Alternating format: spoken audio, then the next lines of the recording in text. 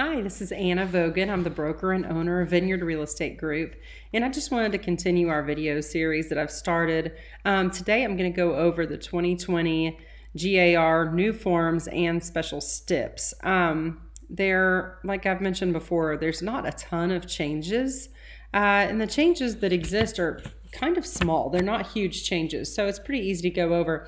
What I have pulled up here that you can see is actually a list of the 2020 GAR forms changes.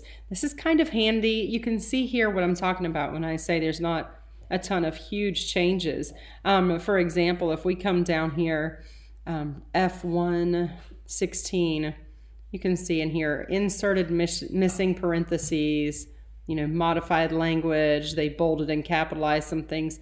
Not a huge amount of changes and not major changes at that. So some of the things that we're going to go over today are F731. These are the new forms that have been added. This is a new construction change order / amendment. F911, which is the move-in inspection report, short form.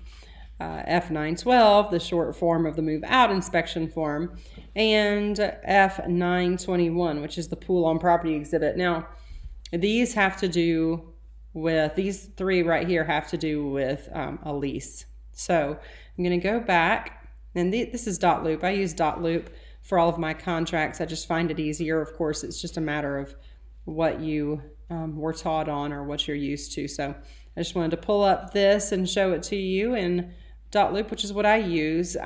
This is the move-in inspection short form. This is F911 if you want to follow along. Basically, the long form of the move-in inspection already exists. This is a short form. So it's one page, much different than the normal move-in inspection that we're used to, which is a lot of pages. Contract tip that I'll throw in here, I take pictures and I put a time stamp on my pictures and a date stamp on my pictures when I do this, because even though everybody's signing, you would not believe how many people say, it didn't look like that when you moved in. You must have taken that picture after. So that's just a little contract tip from me, from my 8 million years in real estate. Let's see here, move out inspection report. Again, this is a short version. You'll see that it's one page. It requires the tenant signature, the manager or landlord signature, again, with the pictures. If you had pictures that you took on the move-in inspection report, you're going to want to save those until move out for this reason, so that you can go back and compare them. So very simple things there. The new construction, this one's an amendment. And pretty self-explanatory. It's talking about up here, the buyer requests certain changes, and down here, the cost of those changes and how it's paid. And if you've sold new construction, you know how important this one is. Let's see here. Let's go to the pool on property.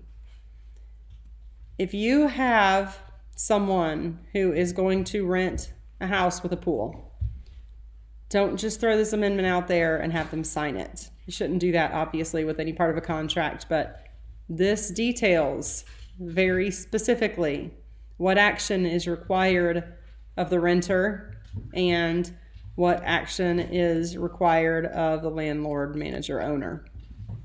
This is, it's very, very specific. Tenant further agrees to maintain pool throughout the year, which shall include, without limitation, keeping correct chemical balance, water level, vacuuming, cleaning the pool weekly, keeping pool equipment in proper working order. Resident is required or is liable for all costs for damages to the pool attachments, liner, pumps, plumbing. So this is a very specific set of a list of performance items that is required of the tenant. So I very much recommend that you read this in its entirety, go over it with your potential renter. Let's see here. That's all 4 of those. The only other thing is these special stipulations, and one of them was special stip 524, lender required repairs.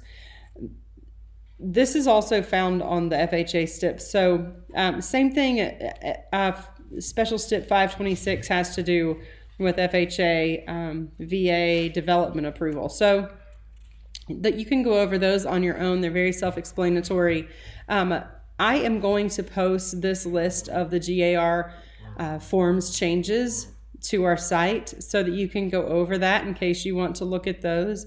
Also, I'm going to post this index, which is very helpful if you're trying to find a form. It tells you exactly where to find, a special stip, so that you can see exactly where to find that. So this is the whole list. You say, you know, I need to add a special stip regarding finance. And then you just scroll down to the finance section, alphabetical order, and you can pull it up this way. So you'll find these on our back agent site. And like I said, this is just a nice little, like it says, it's a cross-reference. Just kind of helps you be able to find where to locate the special stip that you need.